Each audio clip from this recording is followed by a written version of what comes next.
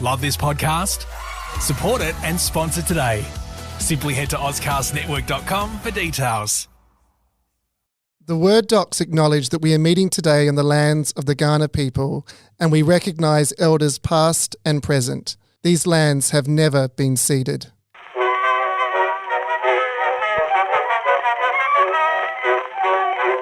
Why don't you write when you don't need money, honey? That would certainly make a hit. Welcome back to Word Docs. I'm here with my two extremely good friends and colleagues, Dr. Amy T. Matthews. Hello. And Dr. Alex Vickery Howe. Good day. I felt like you're going the full Robin Williams there. Good morning, Vietnam. Good morning, Vietnam. Doesn't really sound like Robin Williams. That sounded like, who's the get on up? James Brown. Oh, it's going to be one of those podcasts. It is. Alex is going to be very shouty, which is appropriate, really, because actually it's not appropriate. It's totally inappropriate. It's Yeah. inappropriate, really. It's always inappropriate. Alex, stop Well, being inappropriate. It's sort of appropriate if the thing we're about to describe goes wrong. Oh, that's Well, true. that's true. Actually, because the thing we're about to describe is my favourite research area, which is not the inappropriate use of semicolons, but is the inappropriate use of the matter transmitter in literature, but also in other genres as well. You probably know, if you've been listening to this podcast or have been taught by me, that I have a PhD on the topic and am arguably the world expert in. Can I just interrupt to say that's bloody cool? Yeah. That is pretty cool to go have a PhD in matter transmitter in fiction. It's either cool or extremely dorky. Bit of both. Bit of both. Sean Williams, cool and extremely dorky. Well, you can't be too cool. You need something to take the edge off. Yes, Well, that's true. But I'm not sure. I think I'm all edge. That's what I'm trying to say. Better than shiny surface, Sean. Do you think so? Yeah.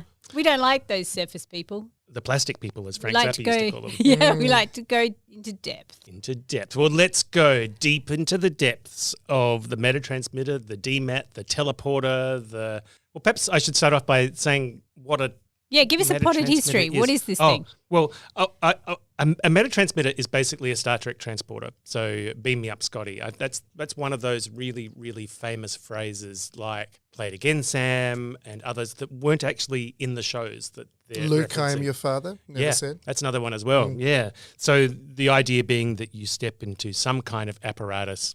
The apparatus scans you, taking you apart in the process often, but not always, sending the data from the apparatus to another apparatus somewhere else and rebuilding an exact copy of you.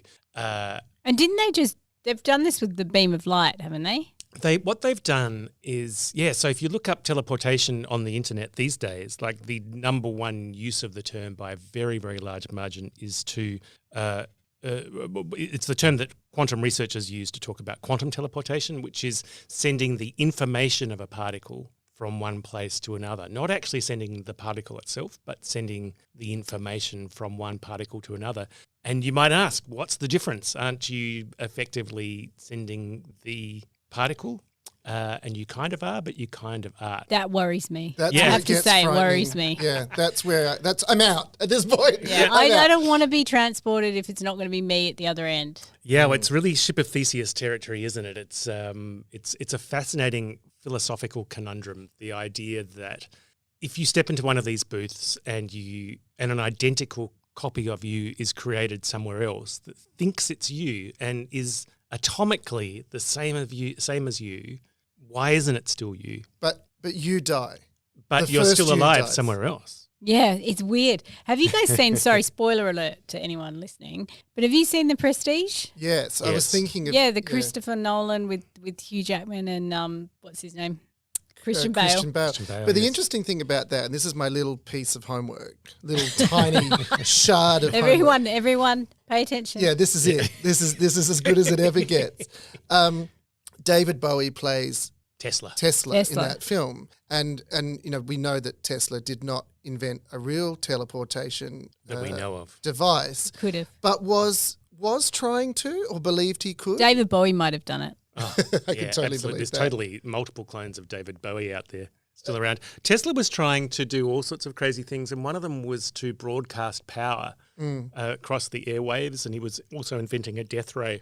I'm not sure about the teleporter, though. I'm not sure that Well, I was reading a few articles that said, not as in the sense of actually getting to the point of transporting matter, but perhaps what you were describing with electricity and airway. He was trying to move power in that direction, but died, I think. So it killed him. He sucked all the electricity out of his body into David Bowie's, and that's why we got David Bowie. So philosophers call this teletransportation, and they've been arguing about it for a long, long time. There was a wonderful book called The Mind's Eye, capital I, by Daniel C. Dennett and somebody else. I'm sorry, Daniel D. Dennett's co-writer. And they opened the book with a discussion of what they called the murdering twin maker, which I think is a fantastic phrase because it murders you and creates a copy of you. And the philosophical conundrums that arise from that and the illusion of travel that causes. So, and the illusion of identity. The illusion of identity, yeah. What does it mean if you can be copied so perfectly? But, so you've written in this space. Can you copy memory? Well, memory, it depends how. So our present day understanding of memory is that it's encoded in the cells of our brains and nothing more. So if you can copy that structure of the human brain so perfectly that you can't tell the difference between the original and the copy, then presumably you'll also copy all the memories with it. So this brings in the question of metaphysics, right? Like whether you believe in the soul or the spirit or something that is non-tangible, physical. That's right. That's exactly right. And there are a lot of theories that suggest that maybe there's some kind of quantum effects happening in neurons that are part of what causes consciousness. So if that isn't copied perfectly, then maybe you'd scramble somebody's consciousness, whatever that means. But until we actually have this technology, we can't really test it. Can you imagine volunteering to be the first dude? Would you do it? No. I wouldn't be first, but I've written a story about the person I don't who was even want to first. go into space. I don't even like flying in a plane. I don't like boats. No. Yeah, but I like submarines boats. are I do scary. like. I wouldn't go in a submarine. But you know, the thing that I want you to imagine is Jet ski. the thought experiment. I would do a jet ski. The thought experiment of our current. So what we're imagining here is the thought of experiment of what it would be like to travel via matter transporter and how terrifying it would be. But let's do the same thought experiment, say, on a car. So a car is a metal coffin that travels at extremely high speed, piloted by somebody who, you know, You're quite right. I should moderately probably trained. not ever get in a car again. And you know, we have tanks of flammable material in these cars, and we sit our kids right on top of those it's pretty tanks. crazy. It's completely crazy. It is, but here's my counterpoint to that. I mean, it is, and I'm quite a nervous driver, and this isn't going to help me. But Sorry, Alex, I'll be walking home today. but the argument would be if a car does its job well, you are safe. Yes. Whereas if a matter transmitter does its job well and it does exactly what it says on the tin, I'm still not 100% sure that I survived that process. Well, all experiences change us, and maybe being killed and reborn, Probably maybe changes. effectively it Is it doesn't change us at painful? all. Well, I've written stories about that too. So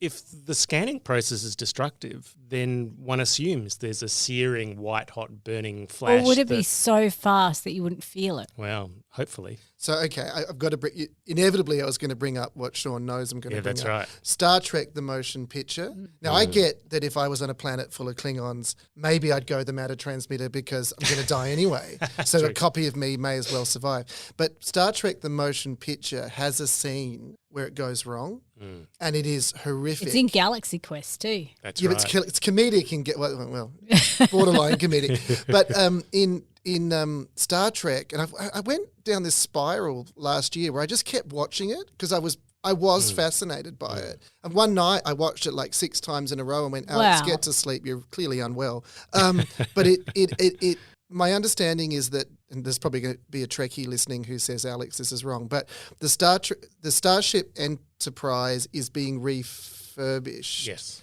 And things aren't quite working, or the systems aren't quite working, and two people teleport in when they really shouldn't have because the ship wasn't ready to receive them. And then they try to send them back. And in that process realize that their kind of molecules or their essence is stuck between these two checkpoints. And then there's this horrible moment where the controller goes, oh, they're reforming. And you just see a little glimpse of them kind of shrieking and their faces distorting, and then they disappear again. It's a fantastic moment of body horror in a show It's that total generally body horror. Yeah, ignored it. it's pretty I mean, I feel like Star Trek is actually just quite horrified by the body. Like it just avoids all bodily Yes. stuff, You never see the Star Trek toilet. including sex. So True. teleportation, is the idea of it about space travel really? Like why do we need it? Well, that's a really good question. So when we're first confronted by the idea of what the teleporter would be used for, it's all about collapsing distance between two places. So the very first story using a technological metatransmitter was Edward Page Mitchell's The Man with No Body, I think it was called.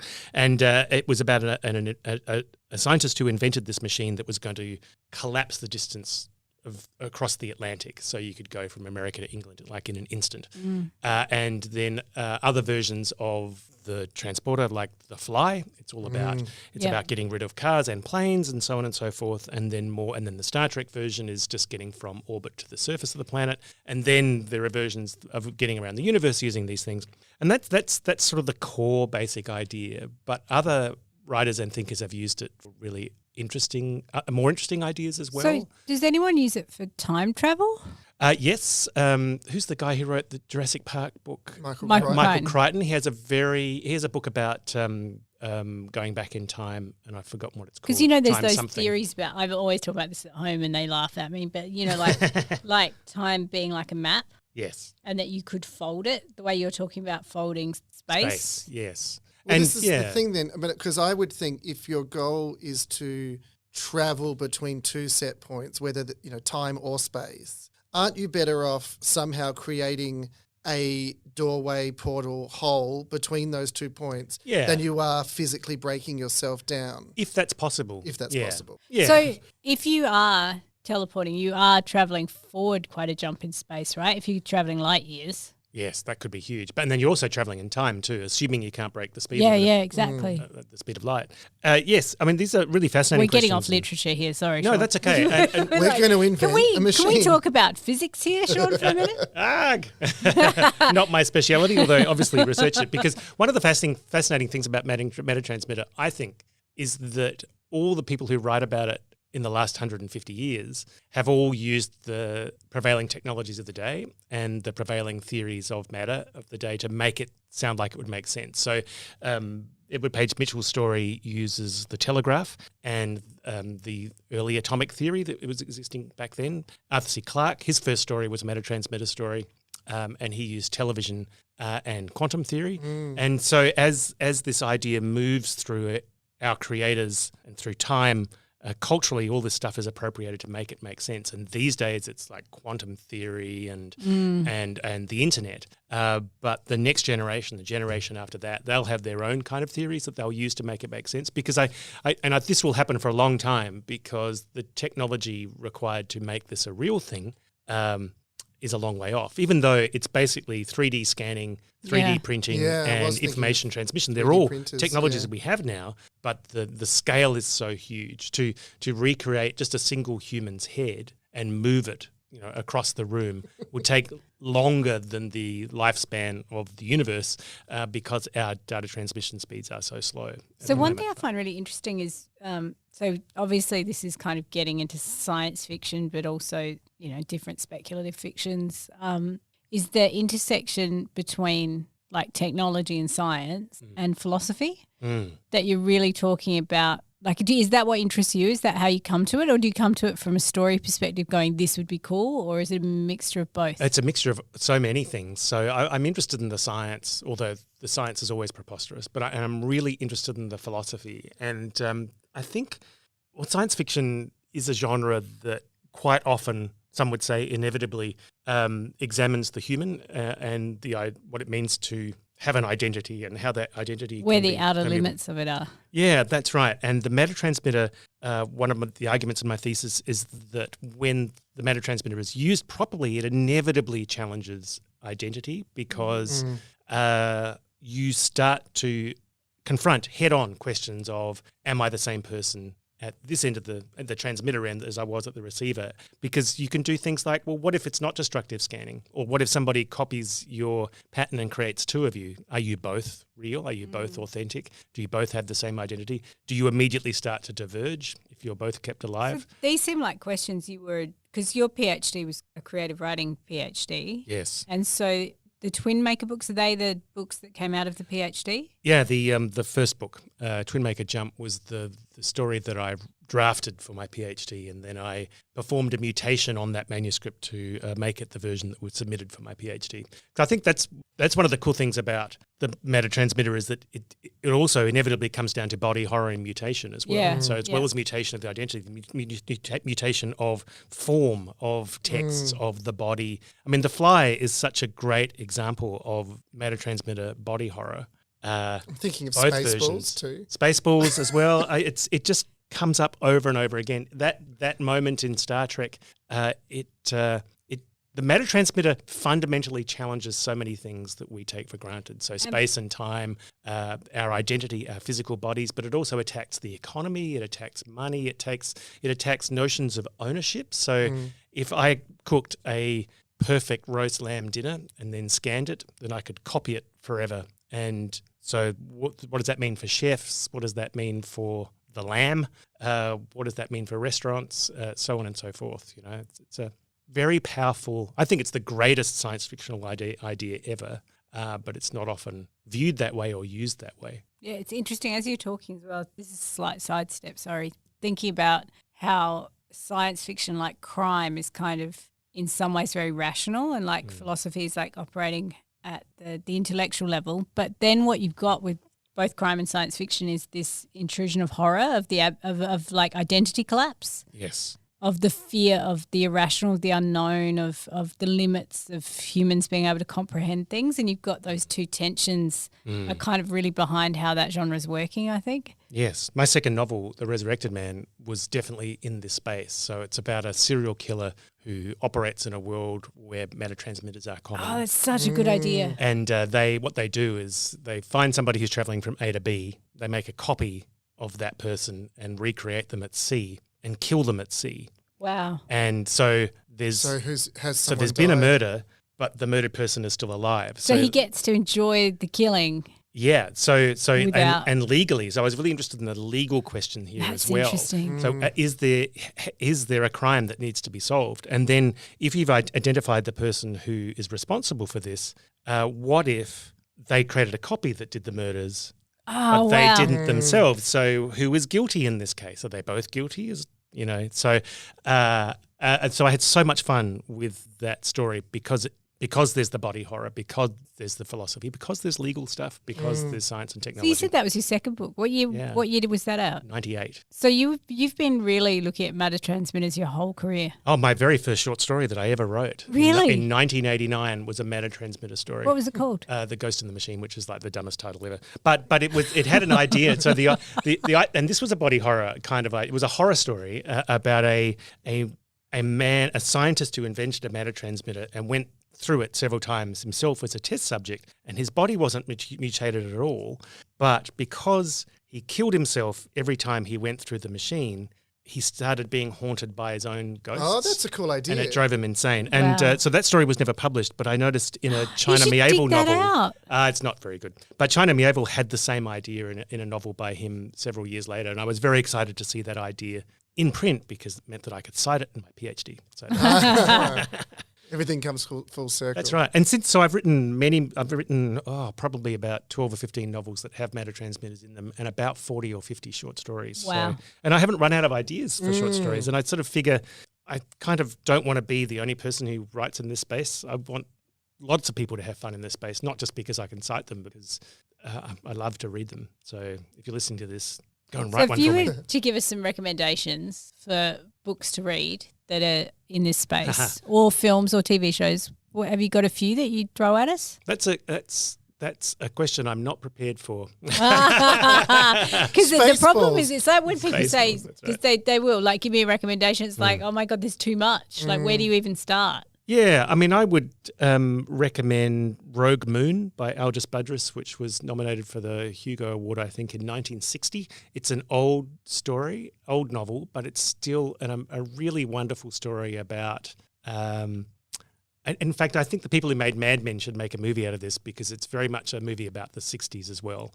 But the science fictional premise is that they've discovered a mysterious maze on the moon. Oh, wow. And everybody who enters it dies.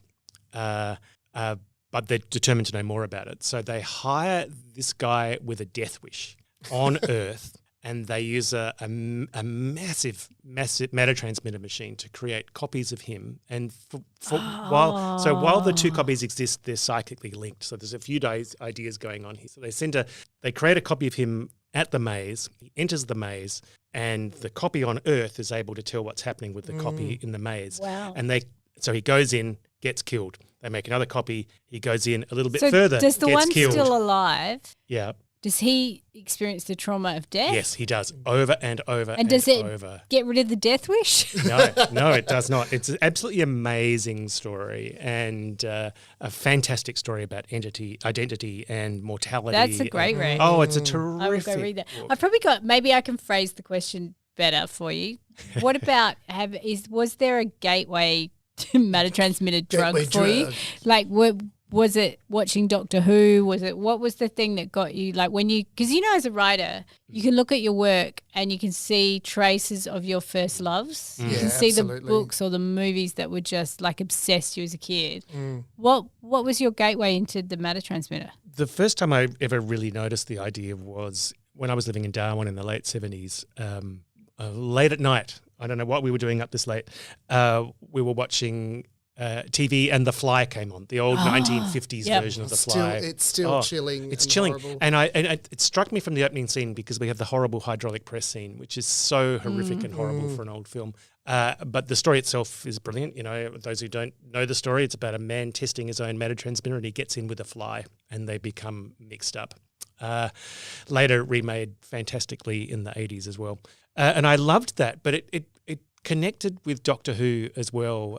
Doctor Who and the Ark in Space, there's a scene where the Doctor's assistant, Sarah Jane Smith, is moved by transmat from one side of a space station to another, and in the process they change her clothes. And it's like, well, if they can change her clothes, why can't they change everything else? Why can't they make her taller? Why can't they make her blonde? Why can't they make her a man? And I think those two ideas have been sort of ricocheting around my head all my life. Yeah. And I would watch Star Trek and I'd be thinking, I think one of the reasons why I'm not a huge Star Trek fan was that I've always thought Star Trek should use the matter transmitter more and that it should have had a greater effect on the world around them because it is such an amazing and powerful technology. And I know they have the occasional They've had episode. there's one where there's a life form created from two people. Yeah, that's It's like right. a third identity, and they have the moral dilemma of, okay, if I create Sean and Amy and they become one person, Shamey. Be a super person. but I want to then separate.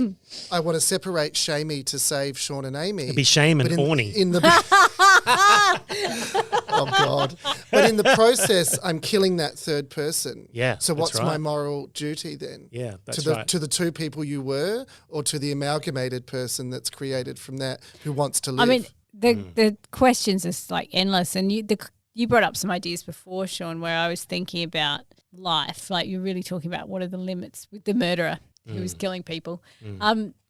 It sort of gets into where does life begin, right? So if you Yeah. think about what's going on with abortion at the moment in the States, but also you think about the immortal life of Henrietta Lacks and the cells used for things like, where is life? Where is the person? Where is identity? Like, those questions are so interesting. Yeah, so that's something else that I explore in my fiction as well. Using the matter transmitter as a suicide machine has been something that's been touched on a lot in science fiction. Wow. But I have a story, I forget what it's called, but it's about a fellow who keeps trying to kill himself over and over again, and the law keeps bringing him back. oh wow! And he won't give up.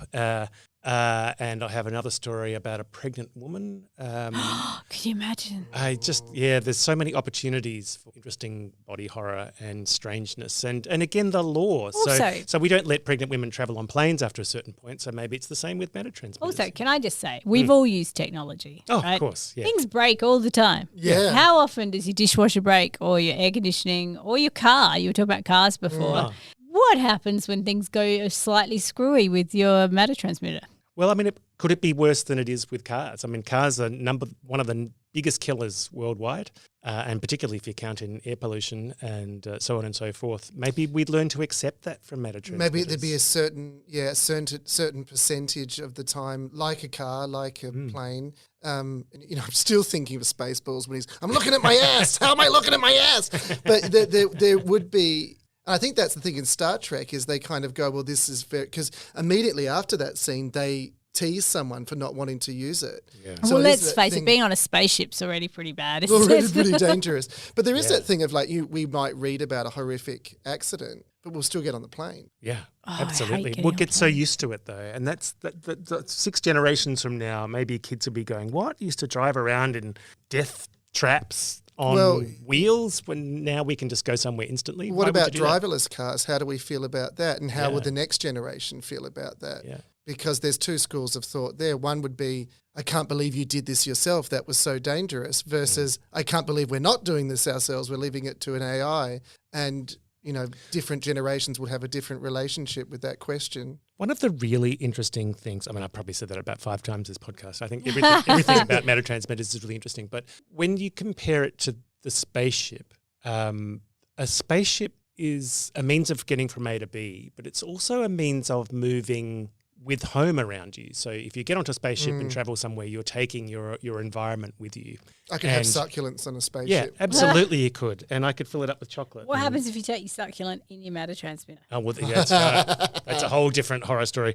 But with matter transmitter, you're going from A to B and there's nothing in between, which collapses space completely. And it makes the destination, which could be a far off world or the other side of the world or just down the street, like an extension of where you are, which will, if it ever happened, have a really profound effect on culture. So we were already seeing this homogenization of culture through the internet and TV and so on and so forth. Imagine if everywhere in the world is just a step away. And that so if it goes bizarre. both ways too, right? Yes. There's also things like, do you take disease with you? Yes. Like, are you're obviously replicated with everything? Yeah, everything that. But maybe not. Maybe a matter transmitter could remove the deadly pathogens, the COVID viruses, and maybe tweak your genes while you're going through it as well. This is sounding horrible. So after this dystopic podcast, I could say I'm going to go for a break to Rio, and I could just emerge there looking sexy. Yeah. Well, hang on. We're not talking fantasy here, Alex. About some gene tweaking. Yeah, and that's so mean. Alex is very good-looking man. He's the most handsome man on this podcast, that's for sure.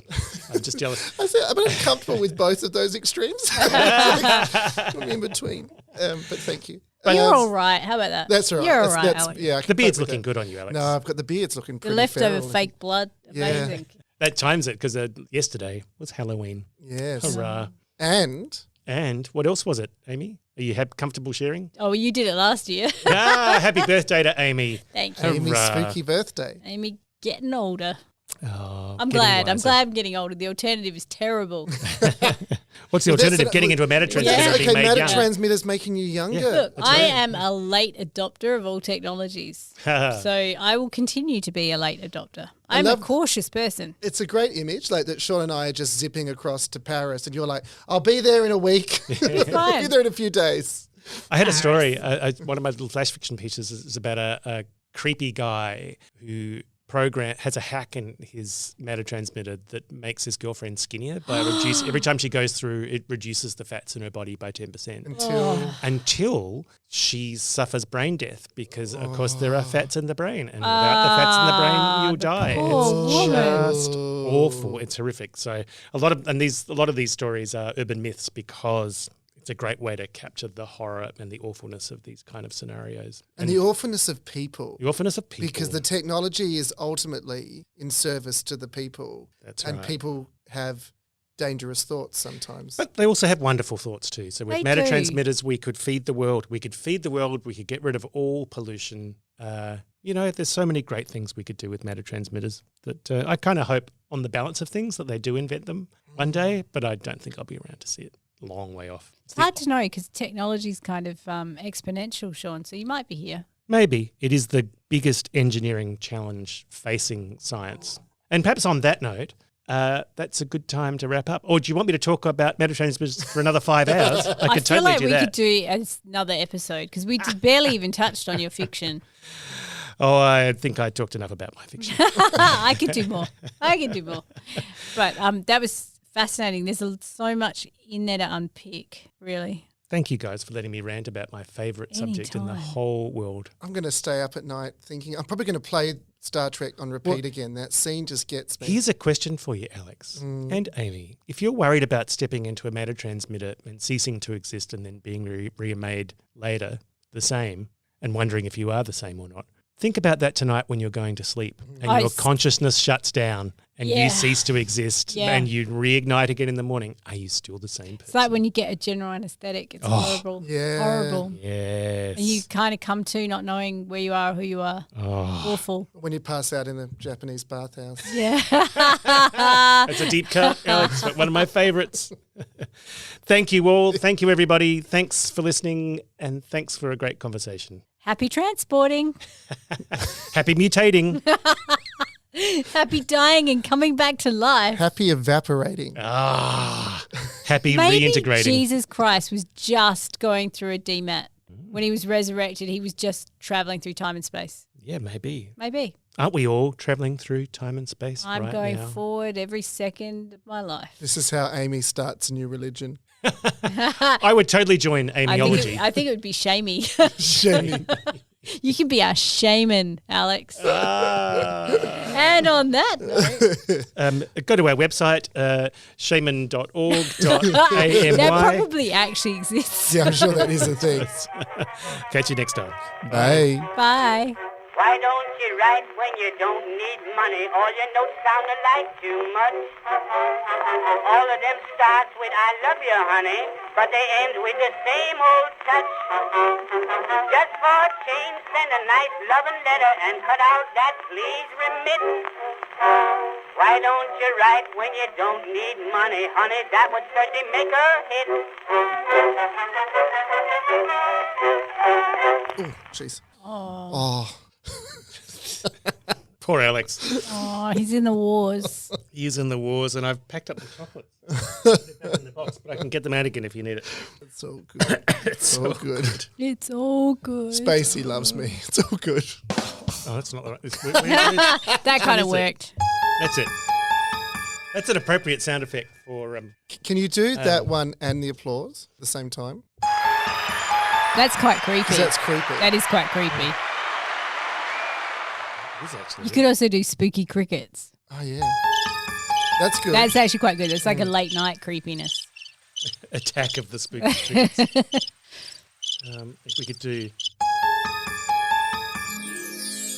Oh, that's like the That's the fairy matter transmitter comes to sound, fix isn't it? it. Well, actually, yeah, we could do that. That ends on a bad note. Love this podcast? Support it and sponsor today. Simply head to ozcastnetwork.com for details.